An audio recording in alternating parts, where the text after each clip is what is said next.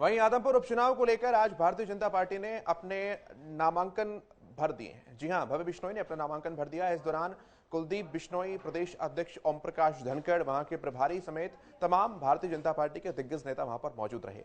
नामांकन भरने के बाद, पर्चा दाखिल करने के बाद सभी की अलग अलग राजनीतिक प्रतिक्रियाएं हैं, वो आपको सुनवाते हैं।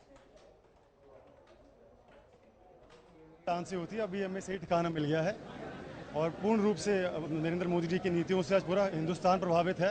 और हरियाणा प्रदेश की बात करें तो समस्त जो जनता है वो खट्टर साहब की नीतियों से प्रभावित है और हम उन्हीं के नेतृत्व में आगे बढ़ते हुए काम करें। देखो जी, हम दोनों पार्टियां मिलकर चुनाव लड़ रही हैं और बहुत बढ़िया हमारा मार्जिन से हम लोग जीतेंगे।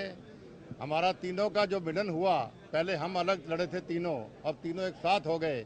तो जो कल रवि जी ने हमें टारगेट दिया 1 लाख प्लस वोट अचीव का, उससे कहीं बेहतर नतीजा आज इस नॉमिनेशन के बाद नरेंद्र मोदी जी की नीतियां, खट्टर साहब के किए हुए काम और हमारे परिवार का इतिहास, ये तीनों मुद्दे लेके हम जाएंगे। लोगों का आशीर्वाद बहुत बढ़िया अभी ऑलरेडी हमें मिल रहा है और उससे आगे बढ़ा के काम करें। आदमपुर की जनता का पूरा आशीर्वाद इस नौजवान के साथ है। भारतीय जनता पार्टी की पूरी ताकत इस चुनाव में भव्य के साथ, क्योंकि जब दो चीज़ें एक साथ इकट्ठी होकर आती हैं, एक मोदी जी की लोकप्रियता है, मनोहर लाल जी हरियाणा सरकार के काम हैं और बिश्नोई परिवार का भी इस हलके में एक अपना पुराना प्रभाव है, तो मुझे लगता है कि जैसा भव्य का नाम है उतनी ही भव्य जीत होगी, उतनी शानदार जीत होगी।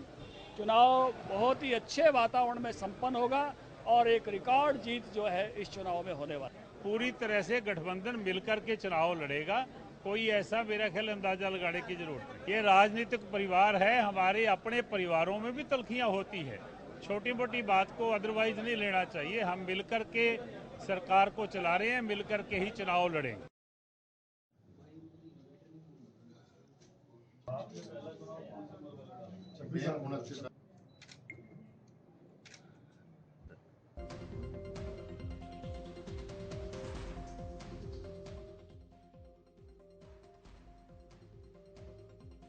तो आपने सुना, तमाम नेताओं ने अपनी प्रतिक्रिया रखी। भाजपा के प्रदेश अध्यक्ष का ये कहना था कि जैसा भव्य का नाम है वैसी ही भव्य उनकी जीत होगी। और जब नामांकन करने के लिए पहुंचे भव्य बिश्नोई, तो गठबंधन ने अपनी एकजुटता दिखाने की भी कोशिश वहां पर की। दुष्यंत चौटाला उप मुख्यमंत्री की तरफ से ये बयान भी आया कि जेजेपी के प्रदेश अध्यक्ष सरदार निशांत सिंह को भी वहां पर भेजा है। ट्रैफिक के चलते वो थोड़ा सा लेट हो गए, लेकिन वो पहुंचे वहां पर जरूर हैं। और निशांत सिंह ने भी कहा कि हम गठबंधन में जैसे सरकार में साझा हैं, उसी तरह से चुनाव में भी हम साझा ही रहेंगे।